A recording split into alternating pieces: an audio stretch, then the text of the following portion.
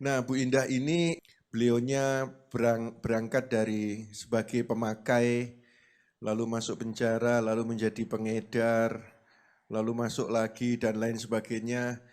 Dan ternyata yang sudah harusnya menjadi sampah, yang sudah sia-sia, ternyata masih bisa hidup seperti sekarang ini karena pertolongan Tuhan. Silakan Bu Indah cerita permulaannya kok bisa pemakai narkoba kayak apa?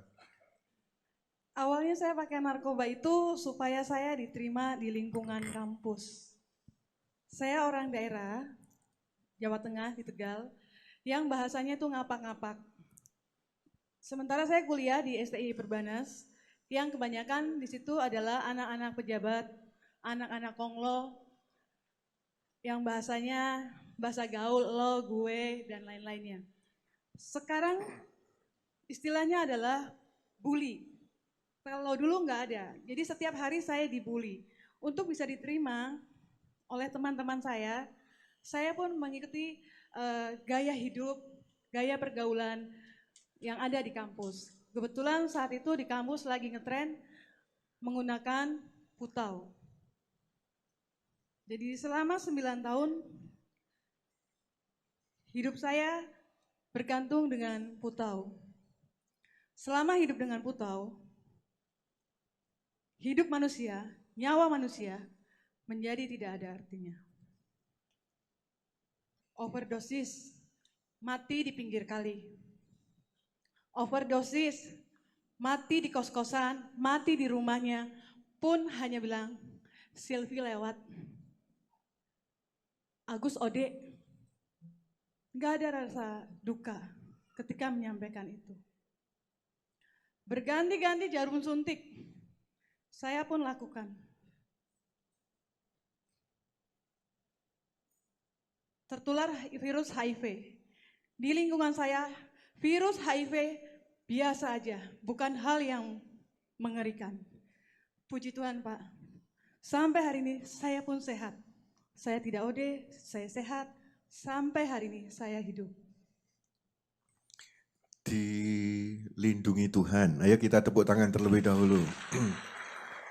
Kalau istilah OD itu apa jemaat tahu ya? OD itu apa ya tahu ya? Yang tahu angkat tangan. Oh tahu ya, iya iya. Apakah itu pemakai angkat tangan? Oh enggak ya.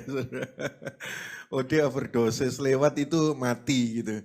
Ternyata di sekitarnya Bu Indah ini banyak yang mati dan itu sudah dianggap biasa. Lalu HIV AIDS itu biasa, tapi ternyata juga terproteksi. Lanjut Bu Indah. Ada satu kejadian saat itu saya mau beli putau. Di sini digerebek polisi, di sana digerebek polisi. Saya bingung, sementara tubuh saya membutuhkan. Sakit, sakau, menggigil, rasanya mau mati. Kalau nggak pakai rasanya pengen gantung diri. Karena putau saat itu masih 100% masih ori, bukan yang campur-campur. Jadi sakonya minta ampun luar biasa. Kalau udah tergantung, kalau udah sakau, rasanya pengen mati. Pernah mencoba gantung diri aja kali ya. Lelah, pagi-pagi harus cari putau, siangnya sako lagi, harus pakai putau lagi, malamnya mau tidur pun harus pakai putau lagi.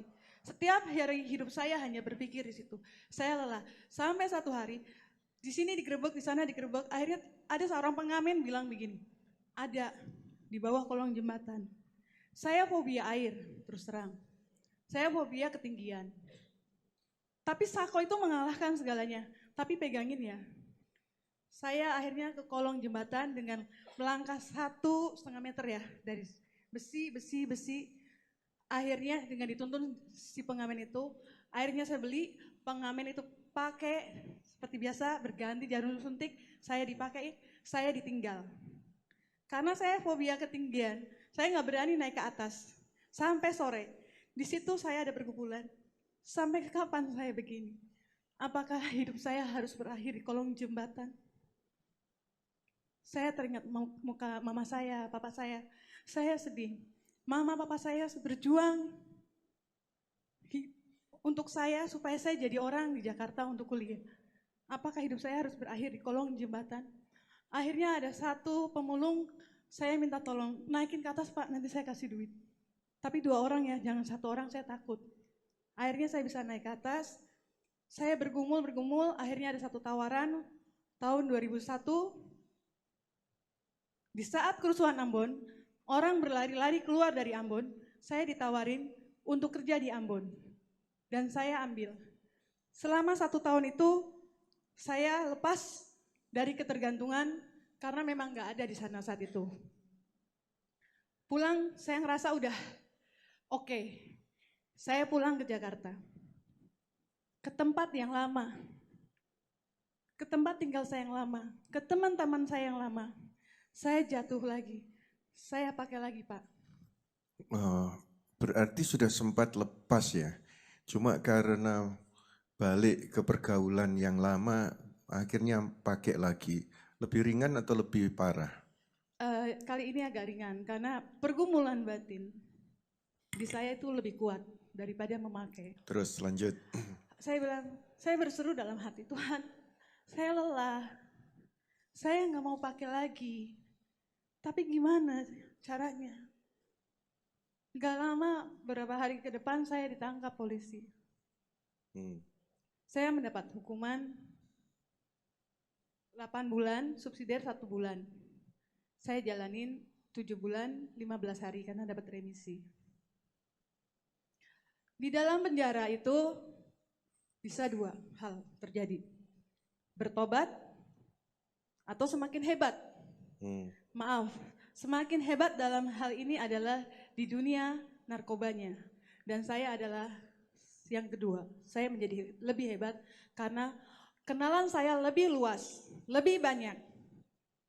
Ada kurir, saya hanya user saat itu, hanya pemakai. Ada kurir, ada bandar.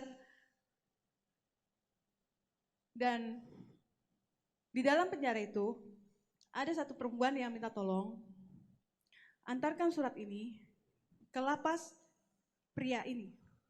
Ke lapas pria di satu daerah. Saya anterin. Si napi laki-laki ini meminta tolong saya untuk mengurus urusan hukumnya dia.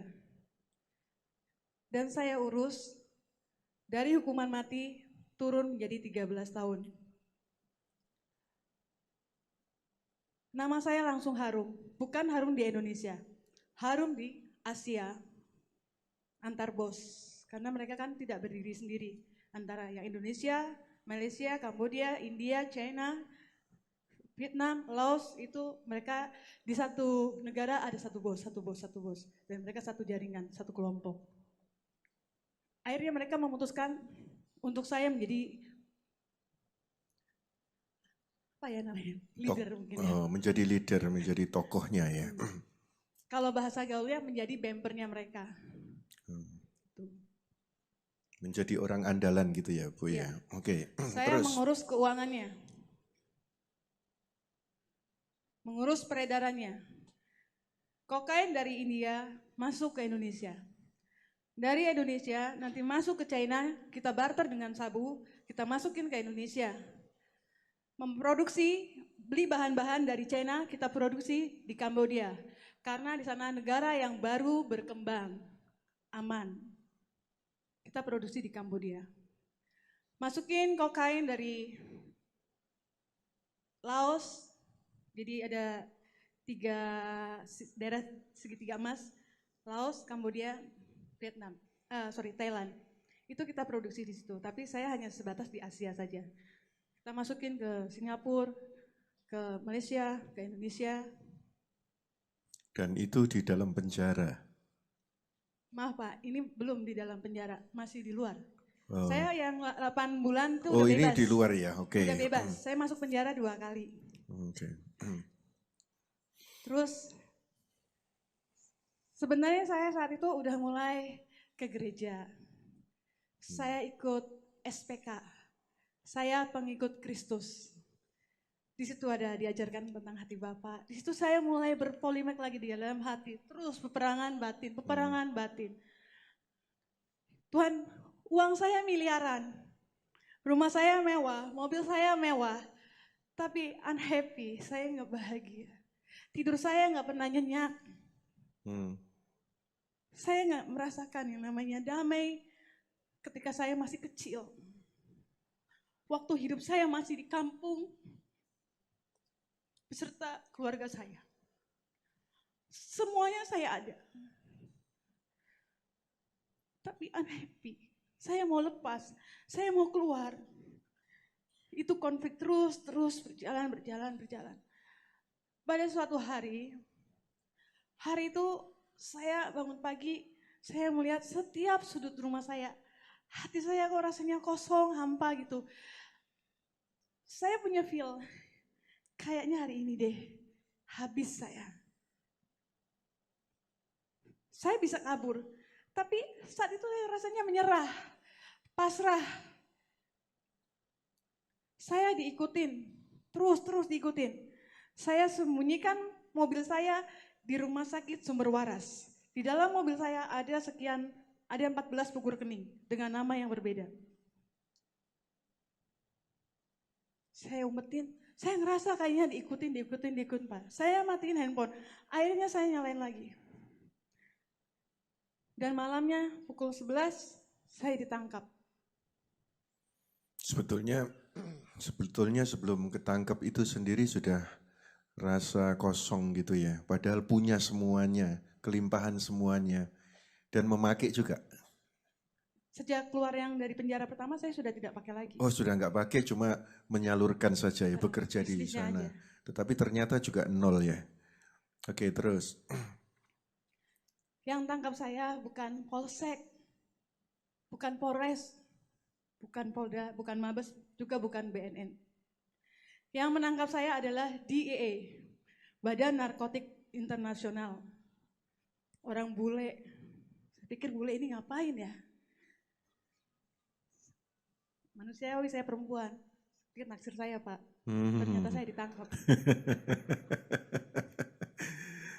Karena cara menangkap mereka kan beda sama polisi sini kan, gitu. Kalau dia kan enggak, hai, dia kan ikut saya, kita bicara, kan jadi saya sempat GR juga. Nah, dia itu kan nggak bisa berdiri sendiri karena dia kan internasional, dia harus gandeng yang ada kepolisian di Indonesia. Dibentuklah, karena laporannya sudah ada, dibentuklah Satgas Narkoba saat itu. Yang menangkap saya adalah Densus 88, gabungan, Mabes Polri, BNN, Polda Metro. Bisa dibayangkan Densus 88 kalau menangkap teroris bagaimana? Enam orang ditembak mati di depan saya. Jadi mereka ditangkap belum ditembak, mereka ditembak mati di depan saya. Setiap hari satu orang.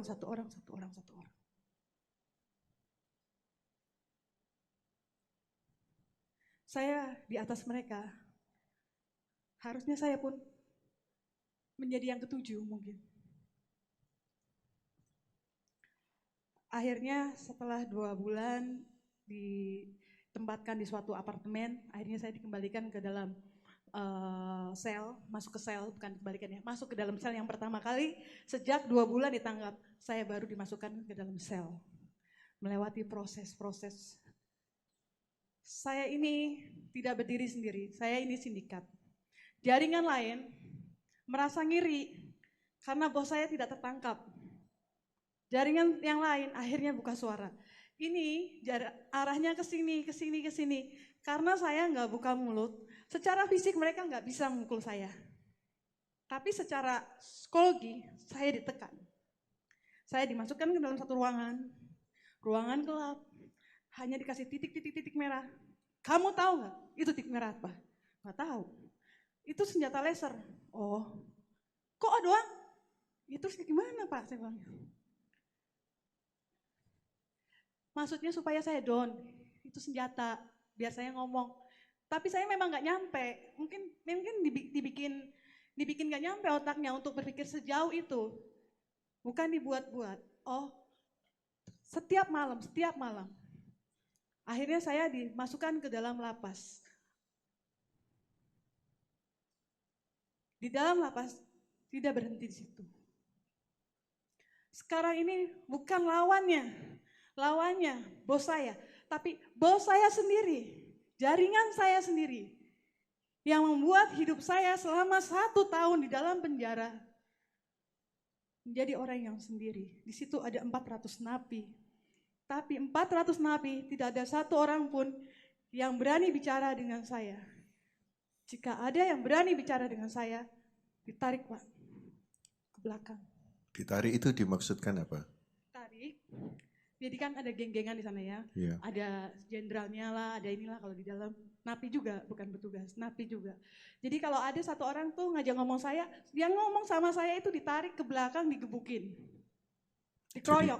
Jadi dimaksudkan supaya sendirian, sepi, nggak ada komunikasi gitu ya, diisolasir gitu ya. 1 tahun. Dicuekin sama keluarga aja sehari rasanya gimana? Di penjara. Tertutup tembok. Kita nggak bisa lari.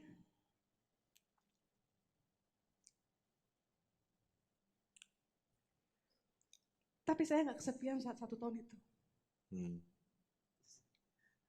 Saat itu saya benar-benar mengandalkan Tuhan untuk segala sesuatunya bisa melewati semua itu. Melewati proses kesendirian saya. Saat saya disiksa, saya lagi tidur di dalam sel.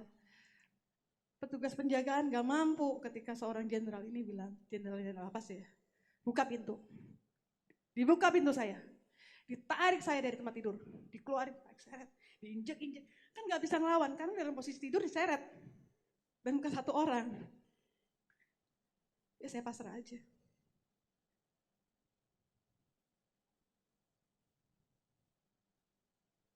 Semua orang panggil saya camat. Calon mati. Karena apa? Dari 30 berarti dengan saya 29 yang tertangkap itu hukumannya mati seumur hidup. Kalau yang paling di bawah-bawahnya lagi itu hukumannya 20 tahun penjara.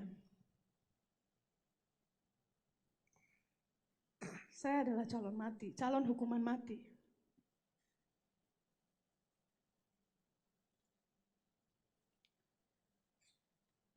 Setiap hari, selain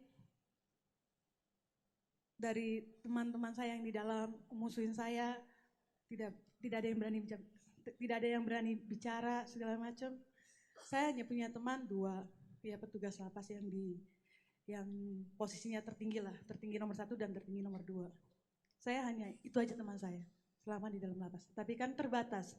Mereka cuma bisa menyediakan waktu kan 15 menit, 30 menit.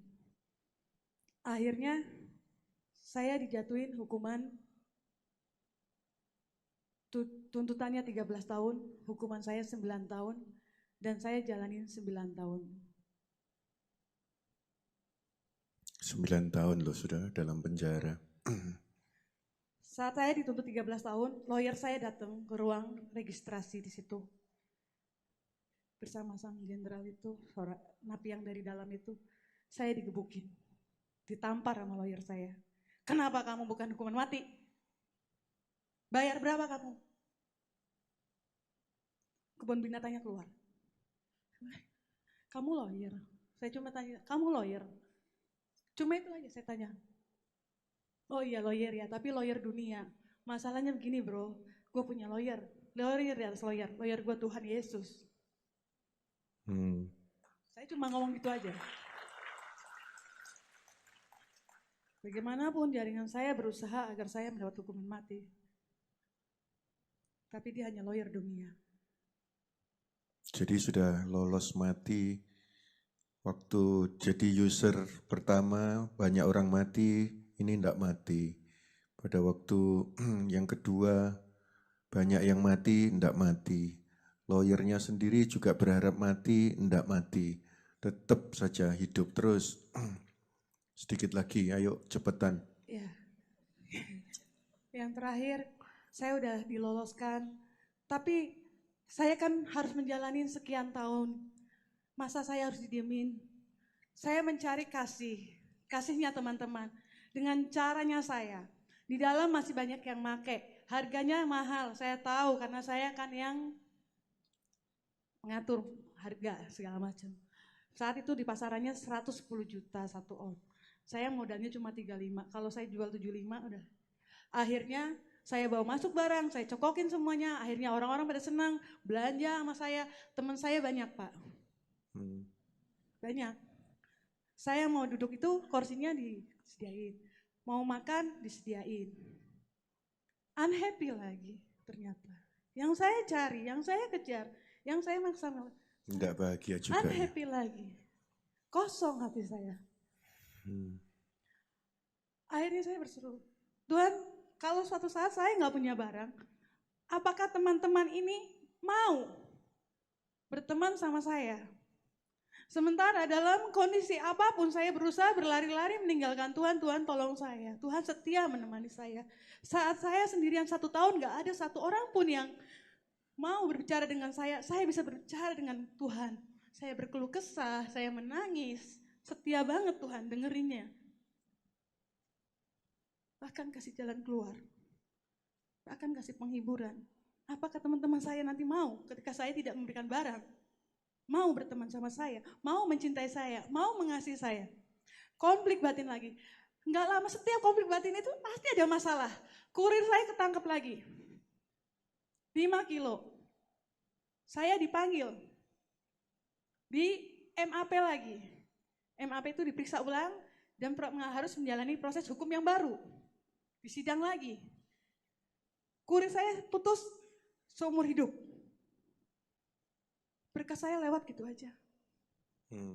Kalau kurir saya ditangkap seumur hidup berarti kan saya harus di atasnya lagi. Hukuman mati lagi.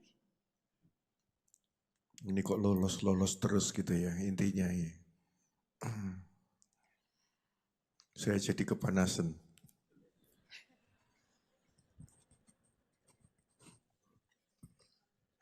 Terus? Ya, 2 tahun sebelum saya pulang ke dalam penjara, saya benar-benar bertobat. Saya tahu Tuhan tinggal di dalam diri saya. Ibarat saya punya kulkas, kalau enggak saya colokin. Ada punya kulkas di rumah, punya, tapi kan tidak berfungsi. Mau taruh makanan apapun, rusak. Gak ada artinya. Saya tahu Tuhan tinggal di dalam saya. Dan saya benar-benar, Tuhan, aku mau terus berjalan bersama Engkau di sisa umur hidupku. Emang ini berat, tapi mulai hari ini, bukan besok, hari ini saya tinggalkan semua. Rekening saya tutup. SIM card saya patah-patahkan. M-banking saya patah-patahkan. Namanya tadi kan saya tanya, namanya siapa? Indah. Nama dulu waktu di penjara siapa? Oh banyak Pak, nama saya 14. Udah akhirnya dibuang semua. Terus? Semua, saya hidup makan nasi cadong. Kalau pengen cabai saya metik di kebun. Saya mau bantuin di dapur, masak, kan nanti juga dapat makanan Pak. Bahkan kalau yang rohani muslim, bikin kegiatan ISQ, saya paling kepo, dekor ini segala macam. Saya menikmati semuanya. Untuk kegiatan rohani, Buddhis, juga saya paling kepo. Pokoknya ada kegiatan seminar apa nanti antar lapas, saya paling kepo, repot. Naik-naik, dekor ini itu, sampai glopot.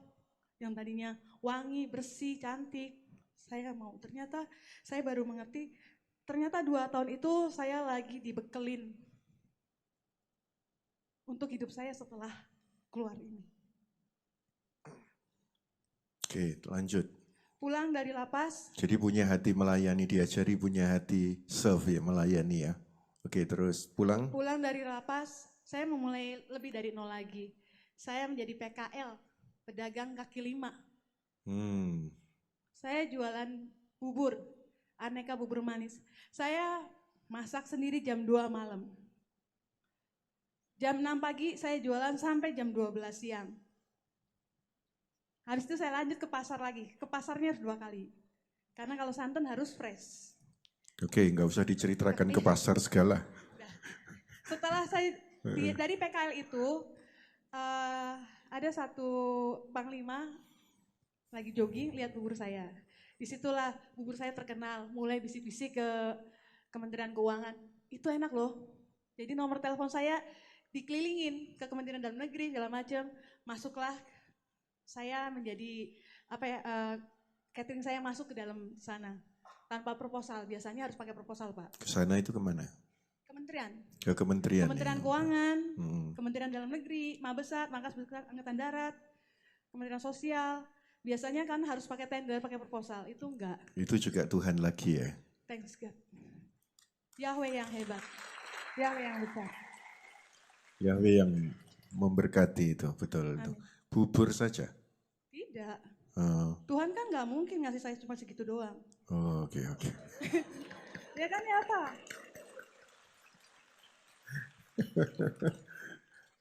Iya. Salah saya berdiri di sini. Terus? Dari lingkungan saya masukin catering saya ke kementerian-kementerian itu, saya kan orangnya agak ramah dikit kan, gitu kan. Akhirnya ada satu program dari Rumah Kreasi Indonesia Hebat. Di situ adalah program di mana programnya Pak Jokowi antara petani ke pembeli itu di tengah-tengahnya ada tengkulak. Nah, gimana kita memutuskan mata rantai ini? Wes, saya ini kan mata rantai narkoba dulu kan. Ini mah kecil lah. Kalau cuma tengkulak. Akhirnya saya bikin bazar di kementerian-kementerian. Tempatnya free. Petani saya datangkan, saya kasih biaya Yes, juga. intinya akhirnya berhasil, ya. Akhirnya berhasil, di situ selesai. Enggak, masih ada. Akhirnya saya clash karena saya terlalu idealis. Akhirnya saya bisa, saya membuka usaha sendiri, event organis atas nama Indah Bazar. Saya ini komputer nggak bisa Pak, spasi nyalain, mindahin spasi pun saya nggak bisa. Tapi saya bisa mengerjakan event Kementerian Keuangan, Hari Uang Nasional, Hari Uang se-Indonesia, saya yang ngerjain. Itu yang datang itu seluruh dari divisi Kementerian Keuangan yang ada di Indonesia itu yang datang. Kalau bukan Tuhan, kalau bukan Yahweh siapa Pak? Terus launching dari Imani. Jadi penggunaan Imani itu kan udah nggak boleh lagi. Penggunaan tunai udah mau dihilangkan dengan program launching Imani. Itu pun saya yang mengerjakan. Oke, sudah ya. Sampai sekarang ini. Sampai saat ini. Mempermuliakan Bapa Yahweh untuk kemuliaan Kristus Yesus Tuhan. Cerita lagi di kota-kota lain ya. Tuhan memberkati semuanya. Puji Tuhan. Ayo kita tepuk tangan yang meriah.